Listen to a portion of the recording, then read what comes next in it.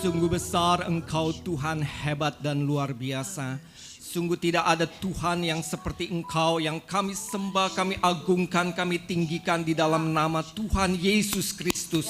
Terima kasih ya Tuhan, kiranya segala pujian yang sudah dinaikkan boleh menjadi persembahan yang harum, persembahan yang berkenan kepada Tuhan, menyenangkan hati Tuhan. Dan pada saat ini Tuhan, kami mau duduk diam untuk mendengarkan firman Tuhan. Kami mau sediakan hati kami seperti tanah yang subur, menerima benih firman Tuhan untuk berakar, bertumbuh, berbuah bagi hormat dan kemuliaan nama Tuhan.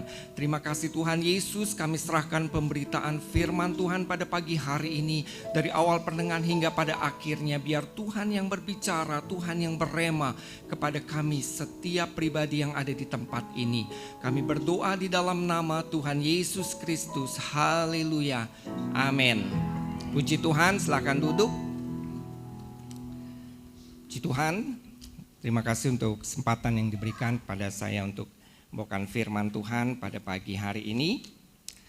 Pada pagi hari ini saya ingin membawa Bapak Ibu Saudara ke dalam satu peristiwa, satu kisah di dalam Perjanjian Lama, di mana pada waktu itu ada seorang panglima, seorang jenderal dari negeri Aram. Ya, jadi ada Raja Aram yang memiliki panglima. Panglima itu tentu kedudukan yang tinggi, seorang yang hebat, seperti kita di Indonesia memiliki panglima TNI. Nah, pada waktu itu Raja Aram juga memiliki panglima yang bernama Naaman. Nah, mungkin dari beberapa di antara kita sudah tahu cerita ini. Jadi saya singkat cerita, Naaman seorang panglima dan dia disayang sama tuannya itu Raja Aram. Disayang, tapi dia kena sakit kusta. Nah, kena sakit kusta sehingga tentu orang yang sakit, siapapun kita sampai hari ini kalau kita mengalami sakit, tentunya kita ingin ada kesembuhan di dalam hidup kita. Kita ingin sakit itu cepat-cepat hilang dari keadaan yang kita alami dari tubuh jasmani ini. Nah, saya percaya pada waktu itu Naaman juga ingin disembuhkan.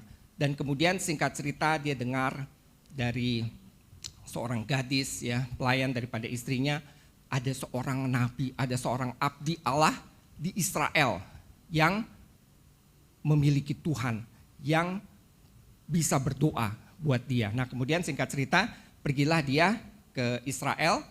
Dia minta izin kepada tuannya itu Raja Aram, kemudian dibekalilah dia dengan bawaan yang banyak, 10 talenta emas, 6.000 shikal emas, dan juga 10 potong pakaian. Pergilah dia, dan kemudian singkat cerita dia mencari Elisa, mencari Nabi Elisa. Dan kemudian saya tidak panjangkan di bagian tersebut, nanti Bapak Ibu Saudara bisa baca di rumah di 2 Raja-Raja pasal 5 ayat 1 sampai 13. Nah, kemudian kita mau baca di ayat yang ke-14.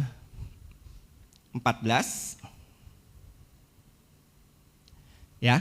Nah, di sini kita melihat, maka turunlah ia membenamkan dirinya 7 kali dalam sungai Yordan, sesuai dengan perkataan abdi Allah itu, yaitu Elisa.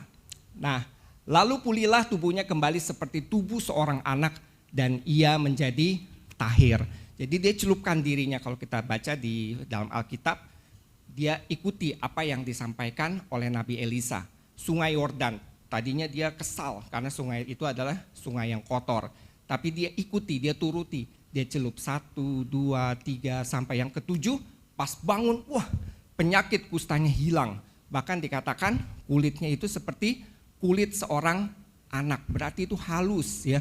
Mungkin seperti kulit seorang bayi yang halus, yang bersih. Ada kesembuhan yang terjadi pada Naaman. Kemudian kembalilah ia dengan seluruh pasukannya kepada abdi Allah itu. Setelah sampai, tampillah ia di depan Elisa dan berkata, sekarang aku tahu, now I know, ya kan, bahwa di seluruh bumi tidak ada Allah kecuali di Israel.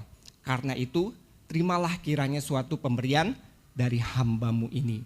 Nah, jadi kita melihat di sini Naaman mengalami kesembuhan. Wah, dia girang. Dia sukacita. Kalau kita sakit, kita sembuh, pasti kita senang. Atau ada yang nggak tidak senang di sini? Saya pengen sakit terus deh, biar dikasihani orang. Nggak ada ya, pasti semuanya pengen sembuh. Saya yakin ya. Nah, jadi mengalami kesembuhan. Nah, saya lanjutkan. Di sini pelajaran yang kita bisa lihat, Naaman menyerahkan diri dalam ketaatan yang dipimpin oleh iman. Dan Tuhan secara ajaib menyembuhkan penyakit kustanya dengan hanya membenamkan diri di Sungai Yordan. Tidak makan obat, tidak ke dokter, tidak ada perawatan kulit, tidak ketemu dokter kecantikan. Semuanya disembuhkan secara sempurna. Nah, ini berarti Tuhan mengharapkan kita untuk berjalan dalam ketaatan yang dipimpin oleh iman. Tuhan hanya ingin kita taat. Iman kita hanya kepada Tuhan Yesus Kristus. Begitu pula dengan Naaman. Dia taat apa yang dikatakan oleh Elisa. Dan dia lakukan, dia mengalami kesembuhan. Naaman menanggapi dengan pujian dan kerendahan hati di hadapan Tuhan setelah dipulihkan. Dia menaikkan pujian, dia katakan tidak ada Allah lain di seluruh bumi selain di Israel. Jadi dia sekarang percaya bahwa ada Tuhan, nama Tuhan yang hebat yang dapat menyembuhkan. Dan juga Tuhan mengharapkan rasa syukur kita atas berkat-berkat yang diberikan dalam hidup kita. Nah, jadi kita melihat Naaman ini bersyukur, bersukacita. Mungkin kalau waktu itu ada pujian yang dinaikkan, bisa dinyanyikan seperti ini ya. Lagu yang ini. Ku percaya mujizat. Saudara tahu? Ku lihat yang telah bebas. Sungguh ajaib diubahkan, yang ditebus Tuhan. Bunga bakung yang berkembang di tanah yang gersang. Ku percaya mujizat, sebab percaya Tuhan. Kelihatannya mustahil penyakit kusta disembuhkan. Dan di firman Tuhan mencatat pada waktu itu tidak ada yang disembuhkan dari sakit kusta kecuali Naaman. Karena dia memiliki iman, dia percaya bahwa ada Tuhan yang bisa menyembuhkan dia. Nah, selanjutkan. Nah, kemudian di 2 Raja-Raja pasal 5 ayat 16, jadi tadi Naaman menawarkan ingin memberikan sesuatu ya. Dan di 2 Raja-Raja pasal 5 ini ayat 16, tetapi Elisa menjawab, demi Tuhan yang hidup, yang di hadapannya aku menjadi pelayan, sesungguhnya aku tidak menerima apa-apa. Dan walaupun Naaman mendesaknya supaya menerima sesuatu, ia tetap menolak. Tentunya kan Naaman bersukacita, apalagi dia bawa emas, bawa perak, bawa pakaian. Ayolah, ayo om, diterima om. Aduh, saya udah sembuh berkat doa om, diterima. Tapi Elisa tetap menolak. Tidak, saya tidak mau terima apa-apa.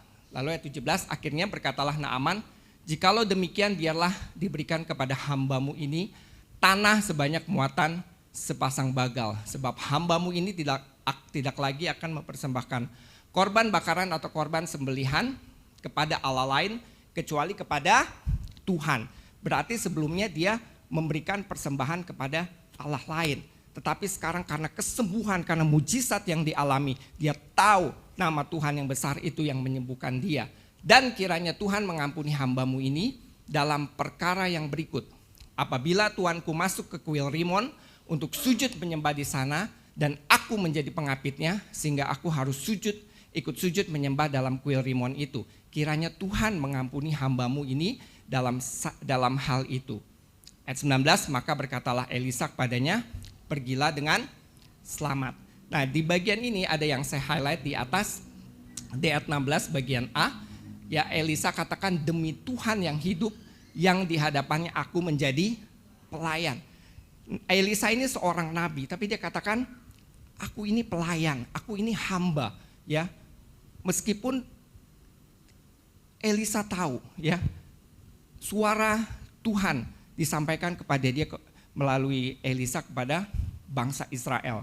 Bahkan di dalam kehidupan Elisa terjadi kesembuhan yang dialami oleh Naaman. Tetapi dia bilang, aku menjadi pelayan. Dan dia katakan dia tidak mau terima apa-apa. Sudah didesak-desak, ayo terima. Ini berkat Tuhan ya. Apalagi kalau zaman sekarang kan, kalau orang didesak-desak ya ayo terima. Berkat ini berkat gitu ya. Wah rohani ya, udah deh saya terima. Tapi ini Elisa ini enggak. Saya pelayan, saya tidak berhak untuk menerima apa-apa. Karena dia tahu kesembuhan yang dilakukan, yang terjadi kepada Naaman bukan dari dia, bukan dari doanya, tetapi dari Tuhan. Jadi kalau Bapak Ibu Saudara baca di bagian sebelumnya, Nabi Elisa tidak datang mengurapi, itu yang diharapkan oleh Naaman, ditumpang tangan. Tapi enggak, Nabi Elisa tidak keluar, dia suruh asistennya, dia suruh bujangnya Gehasi, bilang suruh celup 7 kali di Sungai Yordan. Ya, jadi pada awal pertemuan Elisa tidak menemui Naaman sama sekali. Nah, di dalam 1 Korintus pasal 4, Rasul Paulus mengatakan, demikianlah hendaknya orang memandang kami sebagai hamba-hamba Kristus yang dipercayakan rahasia Allah.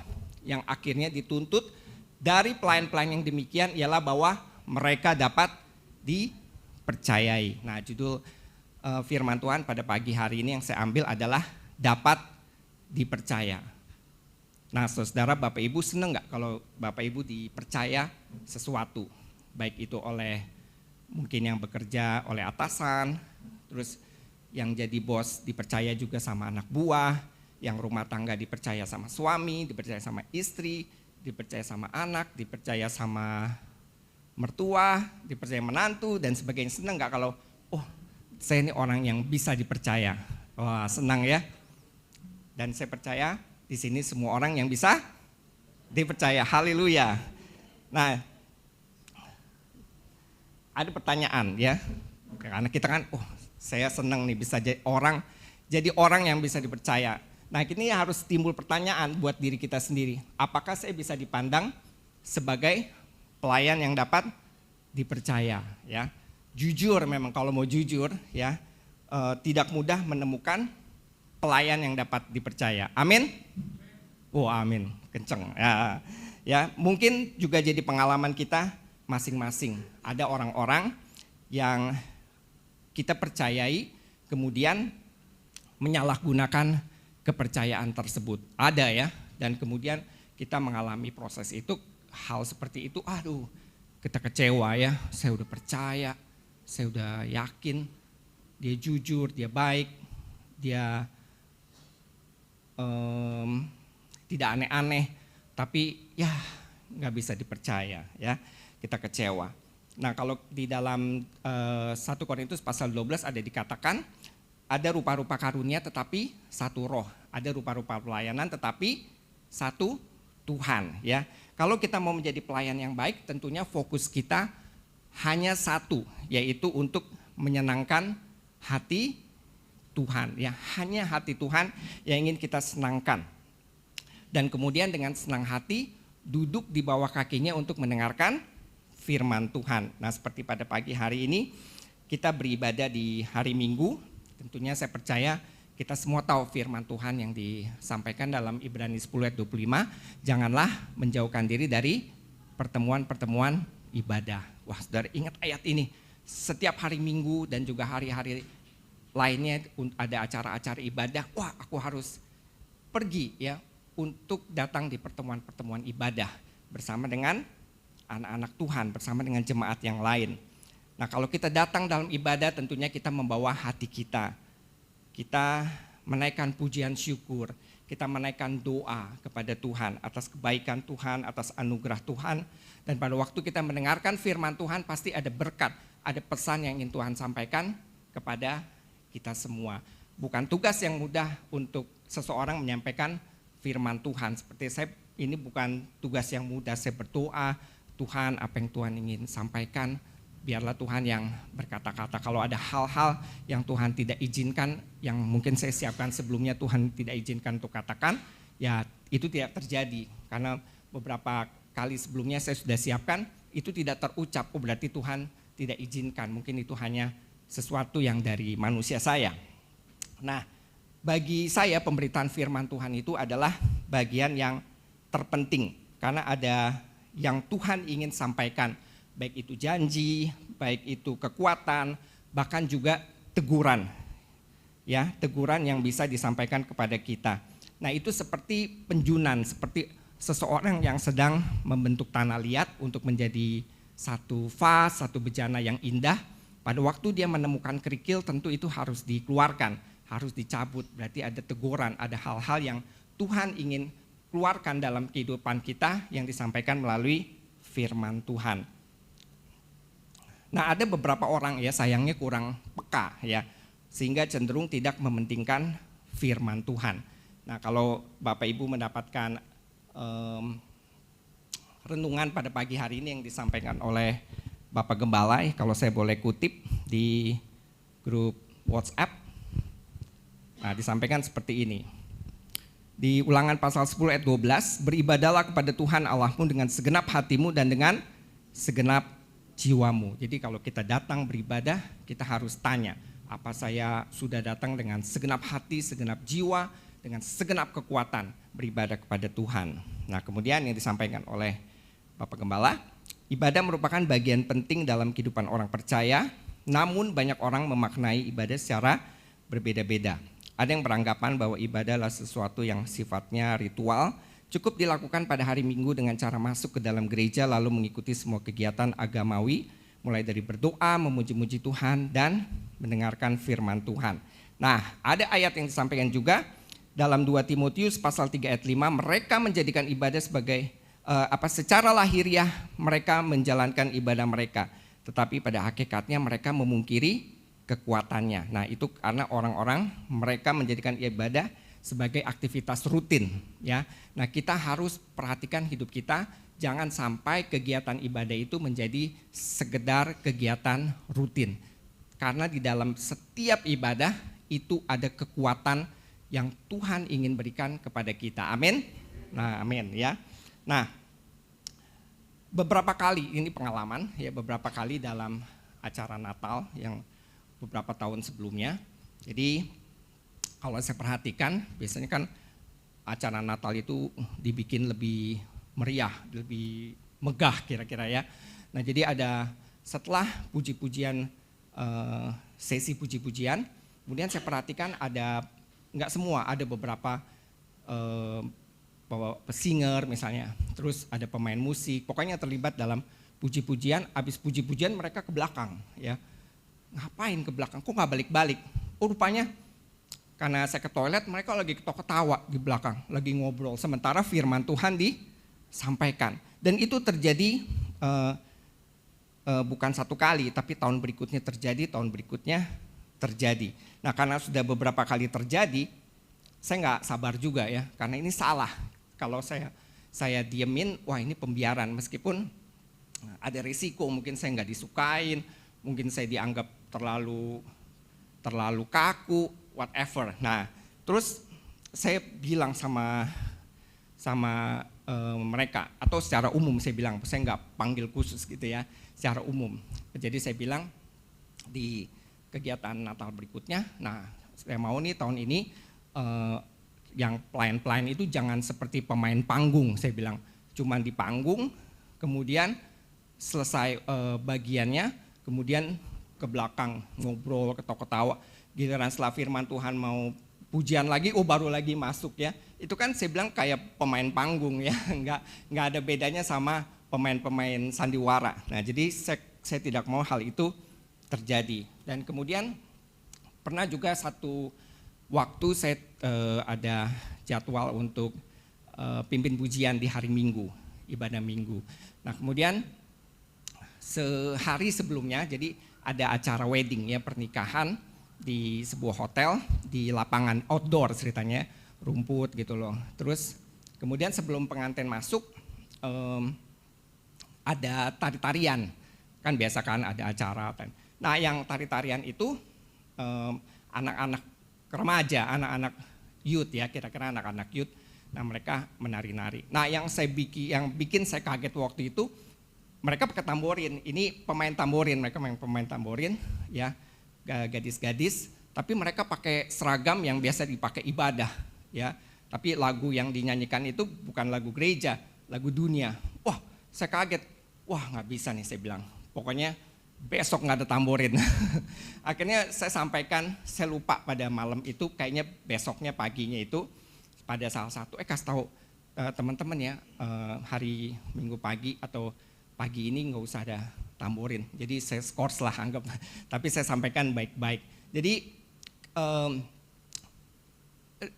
menurut saya kalau tidak sesuai ya dengan apa yang dilakukan itu untuk benar-benar menyenangkan hati Tuhan atau dipakai untuk sesuatu lain. Jadi waktu itu saya tidak kasih. Nah ini hanya contoh saja supaya kita mau beribadah dengan sungguh-sungguh di hadapan Tuhan.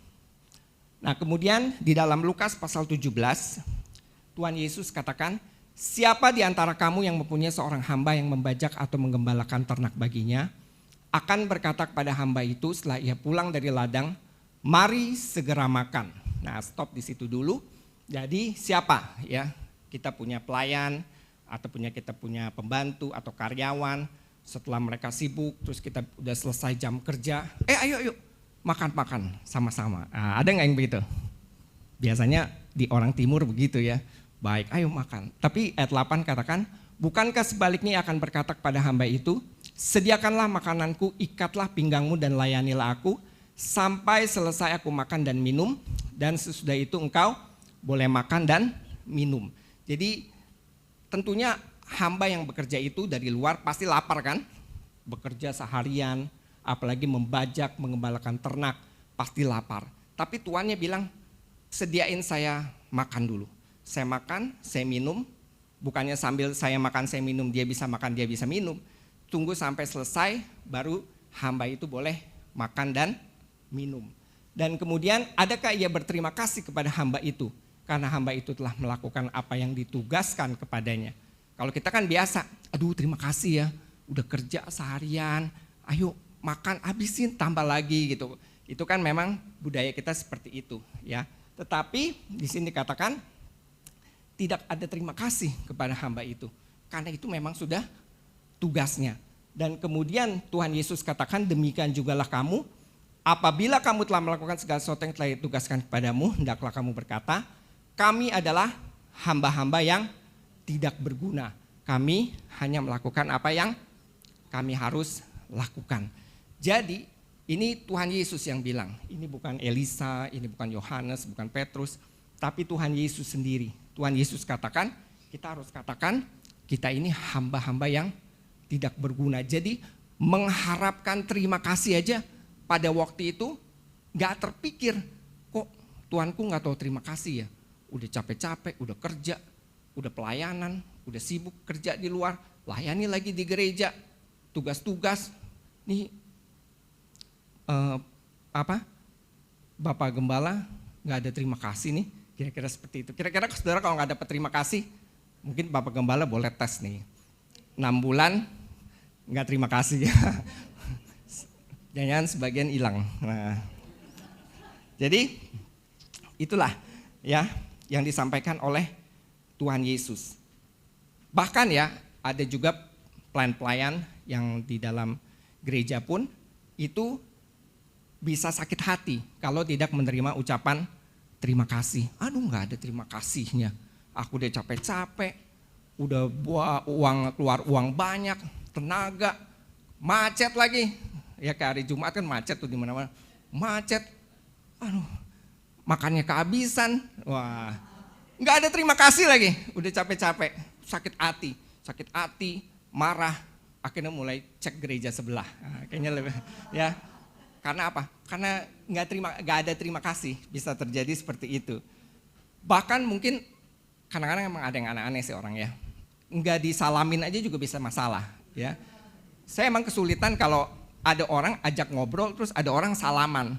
Saya serba salah kalau saya nengok ke situ, saya cuekin yang lagi ngajak ngobrol. Kalau saya yang ngajak ngobrol sampai salaman gini kan bisa kecewa orang itu. Nah jadi memang bisa serba salah. Nah, kalau saudara katakan kita atau saudara adalah pelayan Tuhan yang setia melakukan tugas-tugas pelayanan di dalam gereja atau apapun yang kita kerjakan, kalau kita mau ikuti apa teladan Yesus, saya mau lakukan apa kata Tuhan, suka-sukamu Tuhan. Terus Tuhan Yesus bilang gini, kami adalah hamba-hamba yang tidak berguna. Saudara mau katakan itu? Pagem, tolong, pel gereja. Iya om, kami adalah hamba tidak berguna. Tapi bukan buat tulus, ini tulus ya, harus tulus. Tanpa terima kasih pun pasti ada berkat. Saya ingat dulu suka nyapu-nyapu gereja karena lantai bukan karpet kan, ubin gitu loh, keramik, nyapu, saya nyapu. Ini harus sukacita ya, nyapu gereja bisa ke Australia saya bilang. Nggak lama saya ke Australia ya. Waduh, kalau ngepel gimana? Ngepel ya, karena saya ngepel gereja. Ini ngepel kayaknya ke Amerika nih gitu. Tapi saya beneran diberkati sama bos saya ke Amerika. Saya nggak pernah ke Amerika, saya ke Amerika ya. Saya rasa kalau saya sedot abu di glow, sekeluarga ke Israel. Jadi saya tahan dulu, nggak berani sedot vacuum cleaner ya, nanti ke Israel ya. Nah, jadi tanpa kita mengharapkan terima kasih, Tuhan itu pasti memberkati orang yang tulus dan setia. Bahkan yang Tuhan katakan, waktu Tuhan memberikan perumpamaan tentang talenta, Tuhan Yesus katakan, baik sekali perbuatanmu itu, hai hambaku yang baik dan setia. Itu yang disampaikan oleh Tuhan Yesus. Tetapi dari sisi hamba tidak mengharapkan terima kasih ya. Itu adalah satu ketaatan yang mutlak ya, tidak mengharapkan yang lain-lain. Nah, jadi ini yang Tuhan Yesus katakan mengenai hamba ya, bahwa ini Tuhan yang ajarin ya. Saya bacakan lagi, kami adalah hamba-hamba yang tidak berguna. Jadi kita lakukan apa yang kita lakukan, apa yang Tuhan suruh ya. Kalau Tuhan katakan kepada kita, baik sekali perbuatanmu yang hambaku yang baik dan setia. Rasanya bagaimana kalau Tuhan Yesus katakan itu kepada kita ya. Tidak usah terima kasih, tapi Tuhan memuji perbuatan kita. Itu adalah satu berkat yang luar biasa. Nah, kemudian saya lanjutkan. Nah, ini contoh dari orang yang tidak bisa dipercaya ya. Setelah Naaman berjalan tidak berapa jauh daripadanya, berpikirlah Gehasi, bujang Elisa abdi Allah, sesungguhnya tuanku terlalu menyegani Naaman orang Aram ini dengan tidak menerima persembahan yang dibawanya. Jadi Gehasi ini dia pikir dari pikirannya sendiri, dengan kekuatannya sendiri. Dia bilang, ini tuanku udah dikasih hadiah, dikasih persembahan, tapi tidak mau terima. Lalu demi Tuhan yang hidup sesungguhnya aku akan berlari mengejar dia dan menerima sesuatu daripadanya. Jadi Gehasi mulai berpikir demikian dan dia mulai merencanakan sesuatu dengan cepat. Ya, karena setelah pertemuan Elisa dengan Naaman selesai, kemudian Naaman dan seluruh pasukan yang ikut bersama dia meninggalkan tempat kediaman Elisa untuk kembali ke negeri Aram. Nah, pada saat itu Gehasi pikir, ini kok mau dikasih hadiah, ada berkat, ada hadiah-hadiah. Gimana ini tuanku? Gimana bosku? Gak mau terima. Berkat dari Tuhan kok ditolak. Nah, kita kan sering bilang gitu kan, kok berkat dari Tuhan ditolak ya? Ya jangan ditolak. Namanya berkat, itu pikiran Gehasi. Kemudian ada tindakan, ayat 21, lalu Gehasi mengejar Naaman dari belakang. Ketika Naaman melihat ada orang berlari-lari mengejarnya, turunlah ia dengan segera dari atas kereta untuk mendapatkan dia dan berkata, selamat, greetings, shalom, kira-kira seperti itu ya. Wah, ada orang lari, pas lihat, ini yang Gehasi nih, asistennya Elisa. Ayat 22 jawabnya, selamat. Tuanku Elisa menyuruh aku mengatakan, baru saja datang kepadaku 2 orang muda dari pegunungan Efraim, dari antara rombongan Nabi, Baiklah, berikan kepada mereka setalenta perak dan 2 potong pakaian. Nah jadi kemudian Gehazi mengatakan ini. Kalau kita baca di ayat sebelumnya, apa ada Elisa menyuruh Gehazi berlari dan menemui Naaman dan mengatakan ini, pak, sebentar pak, bentar, aduh salam, shalom, ini ada tamu ya, bosku ya, tuanku Elisa nyuruh untuk bilang ada tamu yang baru datang, ada 2 orang dari pegunungan Efraim. Boleh nggak minta berikan perak dan pakaian ya. Jadi kan pasti pikiran Naaman saat itu kan namanya manusia, gimana sih? Tadi katanya nggak mau, tolak-tolak. Tapi terus tiba-tiba sekarang berubah pikiran, suruh anak buahnya menemui saya dan ingin agar diberikan perak dan pakaian. Tentunya pasti secara manusia ataupun kita akan berpikir seperti itu. Ya, misalnya kita ingin memberikan berkat pada orang lain, orang itu tolak, wah nggak bisa, pokoknya semua ini kebaikan Tuhan, tidak usah. Dah kan? Kita pergi nih ke parkiran misalnya, sampai parkiran ada karyawan orang tersebut nyusul, pak, bu, bentar aja. Itu ternyata bapak mau ada tamu, boleh nggak berkatnya diterima? Kan pasti kalau saudara yang di posisi itu, masa? Oh ya udah deh, namanya udah disiapin kan, pasti udah lah, ini ada berkat ya ambil deh, terus udah pulang, nggak akan pikir apa-apa lagi. Nah jadi ini yang dilakukan oleh Gehazi. Lalu di ayat 23, Naaman berkata silakan ambillah 2 talenta. Naaman mendesak dia dan membungkus 2 talenta perak di dalam 2 pundi-pundi dan 2 potong pakaian. Lalu memberikannya kepada 2 bujangnya. Mereka ini mengangkut semuanya di depan Gehazi. Jadi Gehazi terima berapa? 2 talenta. Saya cari-cari 1 talenta perak itu berapa gram atau berapa kilogram. Ternyata 1 talenta itu hampir 35 kilo. Nah jadi 2 talenta itu sekitar 68 kilo ya. Jadi kalau diuangkan sekarang perak rata-rata 1 gram anggaplah 10.000 ya. Jadi 680 juta kalau uang sekarang ya. Berarti besar kan, apalagi waktu itu ya, besar sekali. Dan kemudian dapat 2 potong pakaian. Saya percaya ini bukan pakaian yang dibeli di Matahari, di Ramayana ya.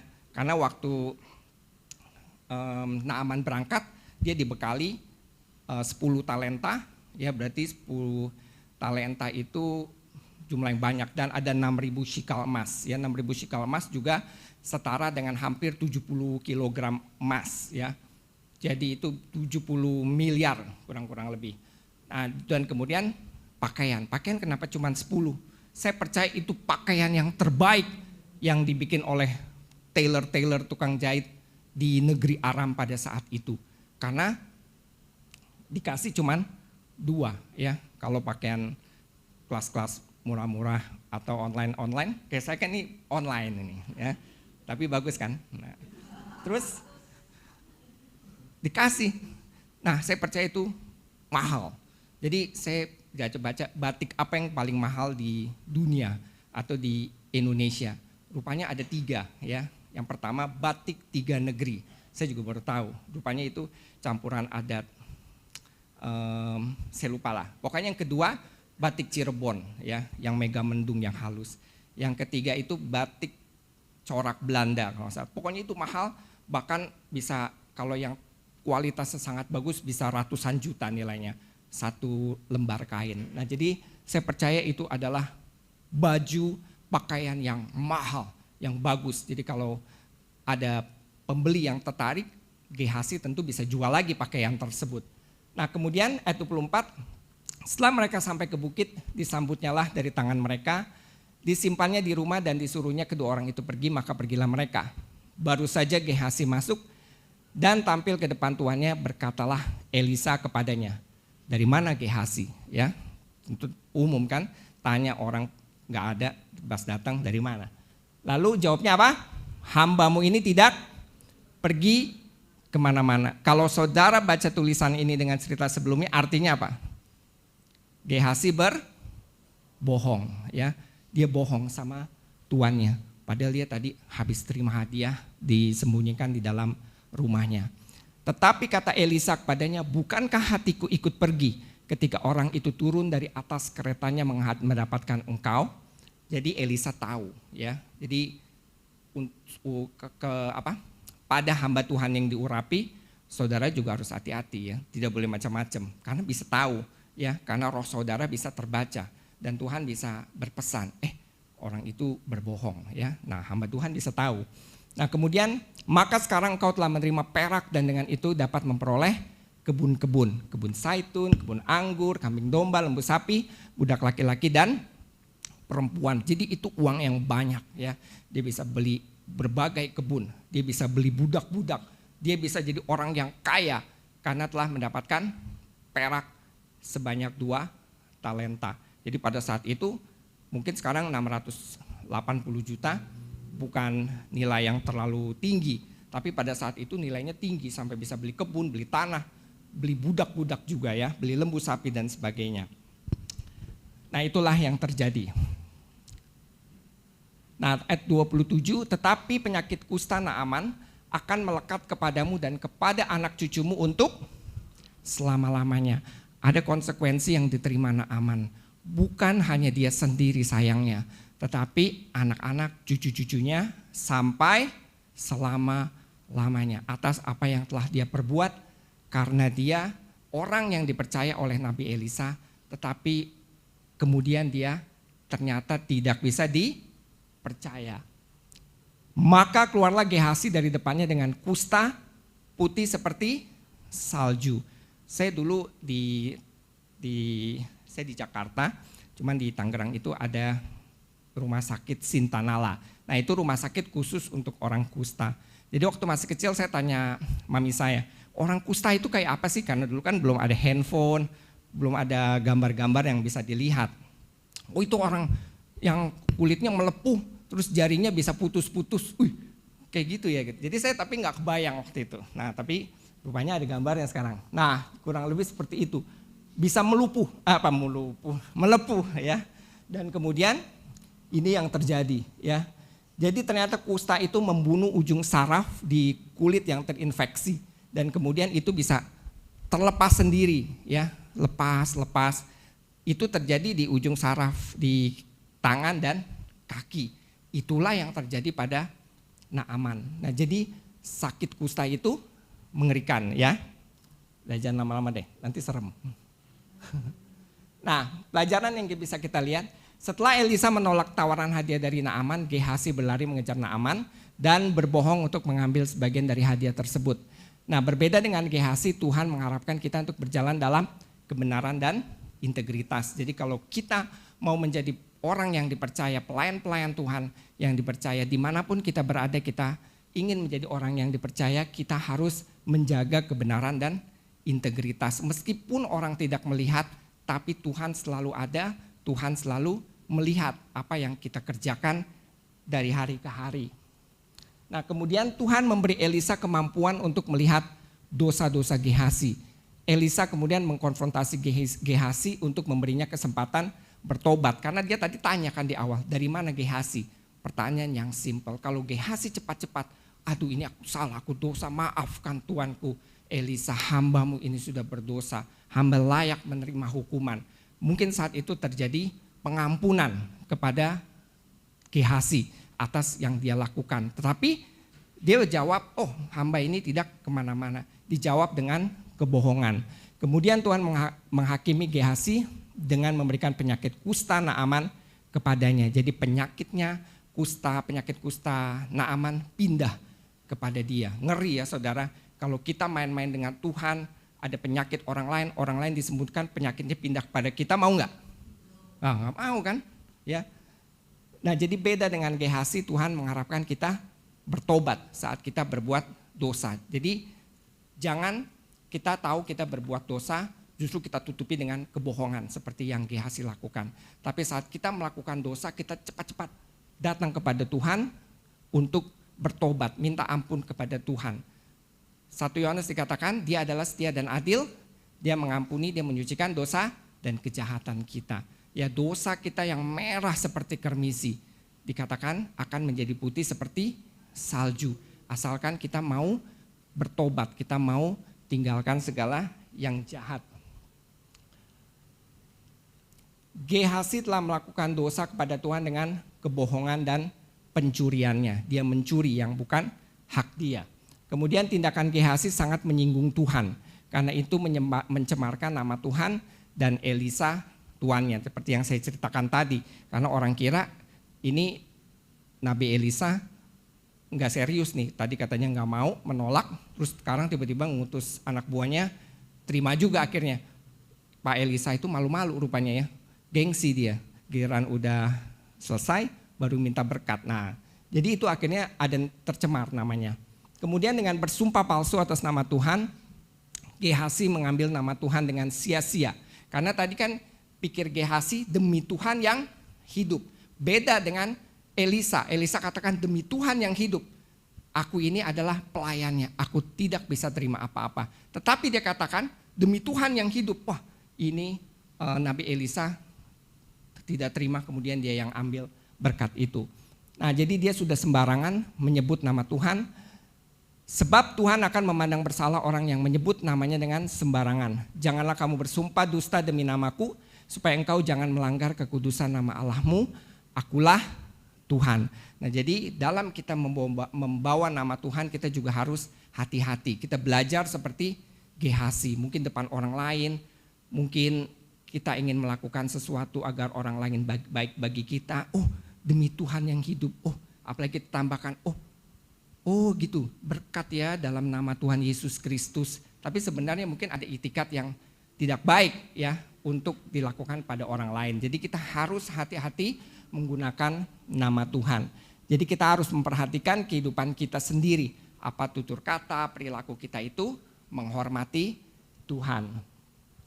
Nah, kemudian di bagian yang penutup, biasa tidak panjang lebar, di Matius pasal 7 dikatakan, bukan setiap orang yang berseru kepadaku, Tuhan, Tuhan, akan masuk ke dalam kerajaan sorga, melainkan dia yang melakukan kehendak Bapakku yang di sorga. Pada hari terakhir banyak orang akan berseru kepadaku, Tuhan, Tuhan, bukankah kami berbuat demi namamu? Dan mengusir setan demi namamu, dan mengadakan mujizat demi namamu juga. Ya. Nah, ini justru orang-orang yang ingin tampil, dia tuh sudah berjasa. Ya. Bahkan dia katakan, orang-orang tersebut katakan kepada Tuhan, oh Tuhan, kami sudah usir setan demi namamu loh. Ya, saya udah lakukan mujizat. Terus kemudian apa lagi? Dan juga bernubuat demi nama Tuhan. Tadi Tuhan katakan, Tuhan Yesus katakan, katakanlah kami ini adalah hamba-hamba yang tidak berguna. Apalagi yang seperti ini. Justru ingin menyombongkan apa yang telah dilakukan atas dasar rohani, ya. Kita udah kusir setan, kita udah ini, kita udah itu. Masa Tuhan tolak? Dan di ayat 23 Tuhan Yesus katakan, pada waktu itulah aku berterus terang kepada mereka dan berkata, aku tidak pernah mengenal kamu. Enyahlah kamu pembuat kejahatan, ya. Bayangkan, mengerikan sekali. Ya, jangan sampai kita ada di posisi seperti ini. Kita rasa kita udah sibuk, kita lakukan ini, lakukan itu. Oh, kita sumbang buat gereja, kita pelayanan, banting keringet, banting tulang, semua dibanting. Oh, tapi ujung-ujungnya kok Tuhan nggak kenal? Tuhan katakan tidak kenal. Nah, ini saya renungkan ayat ini. Jadi yang penting adalah bukan kita mengenal Tuhan. Mengenal Tuhan penting, jangan saudara, habis ini pulang gereja nggak usah kenal Tuhan ya. Bukan berarti, saya kenal Tuhan, ini itu, saudara berbicara Tuhan dan sebagainya. Yang terpenting adalah apakah Tuhan mengenal kita ya. Ini pertanyaan harus menjadi pertanyaan terkuat di dalam hidup kita. Kita ini kan hidup di dunia ini sebagai kehidupan yang sebentar ini ya, bisa 60, 70, 80, 90, 100 mungkin. Tapi waktu yang sementara ini adalah waktu persiapan pulang. Jadi kita ini semua sedang dipersiapkan pulang, kembali ke rumah Bapa di surga. Jadi suatu hari kita harus menemui Tuhan, menghadap tahta pengadilan Kristus. Yang sangat kita rindukan adalah, oh hai engkau hambaku yang baik dan setia, ayo masuk dalam kerajaan Tuhanmu. Wah itu luar biasa, itu kita senang sekali. Jangan sampai Tuhan katakan, siapa ya? Nggak kenal, itu sendiri di dapur api ya. Petrus bawa, kita digiring bawa, dijeblosin ke dapur api ya. Itu jangan sampai terjadi dalam hidup kita. Jadi penting sekali. Ada orang yang orang-orang yang terlalu sibuk, terlalu senang hidup di dunia ini ya, sampai tidak terpikir apakah Tuhan kenal dengan saya, apakah Tuhan mengenal hidup saya, apakah Tuhan mengenal perbuatan saya yang baik dan setia. Jadi ini harus jadi pertanyaan dalam hidup kita. Karena banyak orang kan sibuk dan itu normal ya, sibuk dengan keperluan sehari-hari, dengan saya mau punya motor, saya mau punya rumah, saya punya mobil. Ada orang aduh pengen banget naik mobil karena gak punya mobil ya, naik motor atau jalan kaki, yang jalan kaki naik motor. Tapi saudara tuh gak perlu khawatir, ada orang-orang yang tidak perlu khawatir. Karena ujung-ujungnya orang pasti naik mobil, amin? Mobil jenazah. Nah, jadi gak usah khawatir, itu hanya perkara-perkara sementara. Jadi kita tidak boleh takut, karena persiapan kita itu, kita justru dijemput Tuhan untuk masuk dalam kerajaan sorga yang kekal ya. Saya nggak doain buat cepet-cepet ya. Maksudnya persiapan pulang itu harus ada ya. Dalam persiapan pulang itu kita harus tanya diri kita harus tanya Tuhan. Tuhan udah kenal nggak sama aku? Kita selama kenal Tuhan, nyanyi ya. Kita bersuka cita ya. Anggur baru tercurah ya. Yang di paling depan kan bingung kan? Gini, anggur dikembaliin. Nah, jadi bukan sekedar kita bergembira ya karena Tuhan, tetapi kita tanya, apa Tuhan kenal saya? Ya, amin. Amin. Yang berikutnya selesai. Ya. Puji Tuhan, Tuhan Yesus memberkati. Saya undang pemain musik boleh maju ke depan.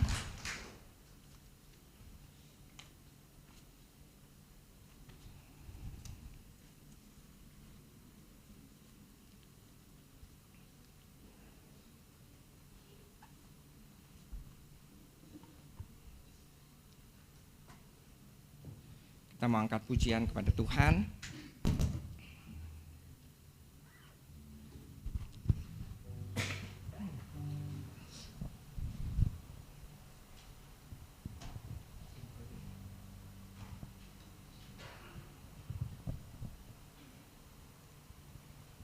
Mari Bapak Ibu, saudara saya jemput bangkit berdiri.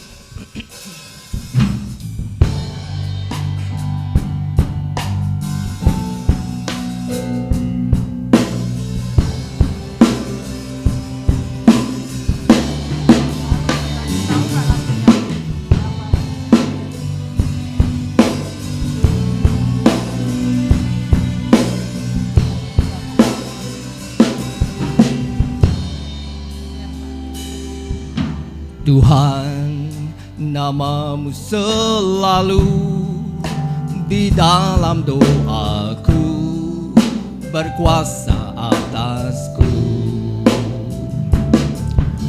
Tuhan, ku bawa rinduku, ku nyatakan Engkau Tuhan di hidupku.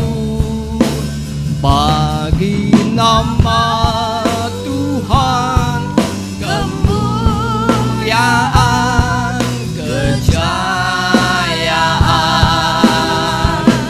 nama-Mu berkuasa diam dalam hadirat-Mu. Engkau tetap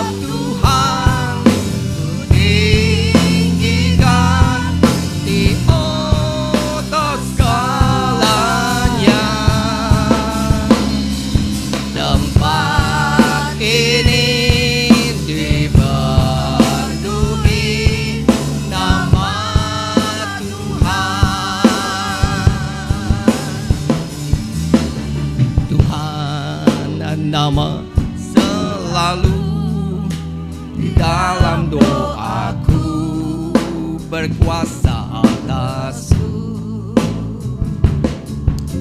Tuhan, ku bawa rinduku, ku nyatakan Engkau Tuhan di hidupku, bagi nama Tuhan. Haleluya.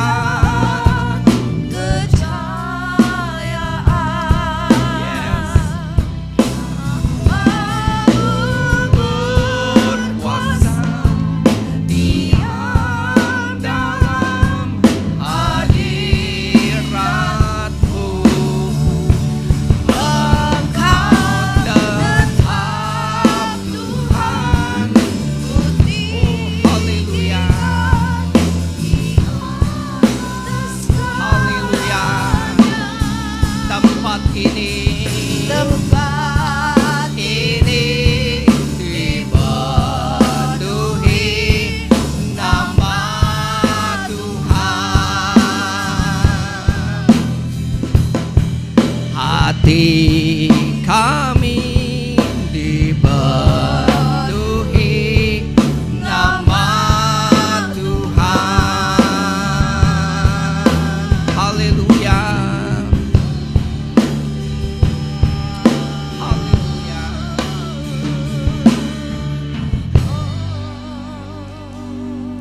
Haleluya. Sungguh ya Tuhan, kami menaikkan syukur buat firman Tuhan yang sudah sampai kepada setiap hati kami.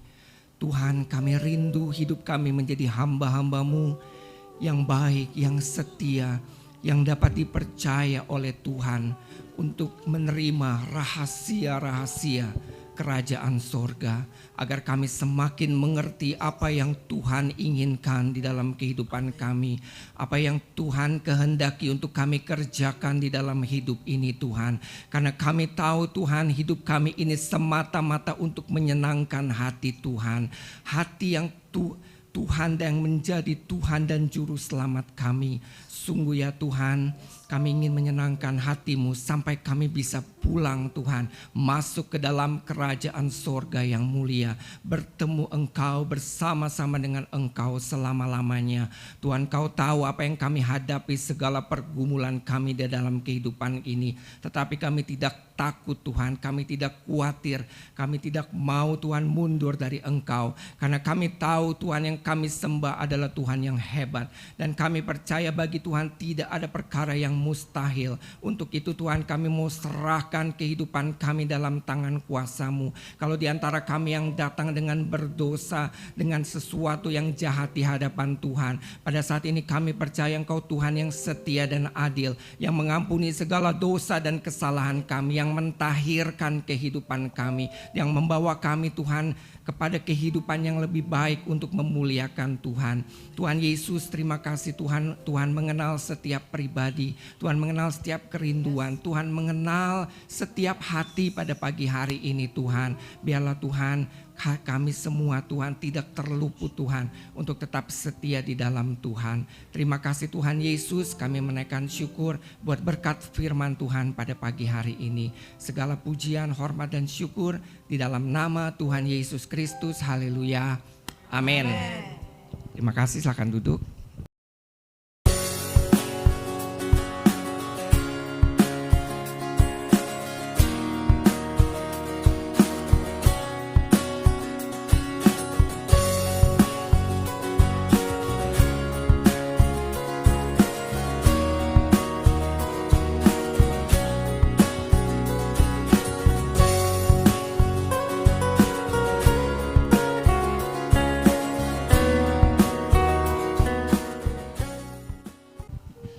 Mari saudara kita bangkit berdiri, kita akan mengakhiri ibadah kita. Bapa, kami sungguh bersyukur dan berterima kasih Tuhan, untuk ibadah hari ini boleh berjalan dengan tertib dan penuh sukacita. Karena kami tahu Engkau ada bersama-sama dengan kami saat ini Tuhan. Khususnya firman yang telah ditaburkan Tuhan, boleh menguatkan kami. Karena kami tahu Tuhan, di akhir zaman ini, untuk mencari orang yang pintar, orang yang pandai itu mudah. Tetapi untuk mencari orang yang setia, itu sulit. Dan jadikanlah kami hamba-hamba-Mu yang setia Tuhan. Selagi kami masih dipercaya oleh Engkau Tuhan, kami bisa mempertahankan semua itu. Kami tetap setia sampai pada akhirnya Tuhan. Karena tragedi yang paling besar dalam kehidupan manusia kalau Tuhan sudah tidak percaya lagi kepada kita. Oleh karena itu Tuhan, biarlah kami boleh terus tetap setia kepada-Mu Tuhan. Untuk sampai pada akhirnya Engkau berkata, sungguh indah, sungguh baik Engkau hamba-Ku yang setia. Terima kasih Bapak untuk firman-Mu ini Tuhan. Untuk menguatkan kami semua, khusus jemaat Tuhan yang hadir pada pagi hari ini, mereka juga dikuatkan untuk menjadi hamba yang setia. Berkati hambanya Bapak Evangelis Immanuel Tuhan. Kami percaya Tuhan akan pakai lebih lagi Tuhan. Tuhan urapi hamba-Mu ini Tuhan. Bersama keluarga besarnya, istri dan anak-anaknya Tuhan. Tuhan jauhkan dari segala mara bahaya apapun juga. Niat-niat dari orang jahat Tuhan jauhkan dari keluarga ini. Kami juga berdoa Tuhan untuk jemaat yang hadir pada pagi hari ini Tuhan. Kiranya berkat Tuhan, penyertaan Tuhan selalu menyertai mereka. Dalam 1 minggu ke depan Tuhan menjauhkan mereka dari segala mara bahaya. Tuhan menjauhkan dari segala niat-niat jahat. Tuhan menjauhkan dari segala sakit penyakit apapun juga Tuhan jauhkan daripada mereka. Sehingga mereka boleh kembali beribadah minggu depan di tempat ini tanpa kurang suatu apapun. Terima kasih Tuhan untuk segala kasih kebaikan Tuhan pada pagi hari ini. Saudara yang dikasihi Tuhan, mari kita angkat kedua tangan kita untuk menerima berkat Tuhan. Saudara katakan amin, maka ini akan terjadi. Diberkatilah keluargamu, diberkatilah kesehatanmu, diberkatilah apa yang engkau kerjakan, dan diberkatilah engkau yang mengasihi Tuhan lebih dari segalanya. Oleh karena itu saudara yang dikasihi Tuhan, marilah kita hidup takut akan Tuhan. Jangan menyimpang ke kanan ataupun ke kiri, sehingga kemanapun kau pergi, hidupmu akan beruntung. Karena Tuhanlah yang menjamin engkau, Tuhan yang melindungi engkau, Tuhan yang menolong engkau. Tuhan akan terus menyinari engkau dengan wajahnya, memberikan kasih karunia dan damai sejahtera yang Tuhan berikan dalam kehidupan saudara semua. Oleh karena itu saudara yang dikasihi Tuhan, apapun yang saudara lakukan, Tuhanlah yang buat berhasil. Dan Tuhan akan membuat engkau menjadi kepala dan bukan ekor. Oleh karena itu saudara yang dikasihi Tuhan, terimalah berkat daripada Bapa, Putra dan Roh Kudus. Mulai saat ini sampai Maranatha, Yesus datang untuk kedua kalinya. Semua yang percaya dan telah menerima berkat Tuhan, mari sama-sama kita katakan amin.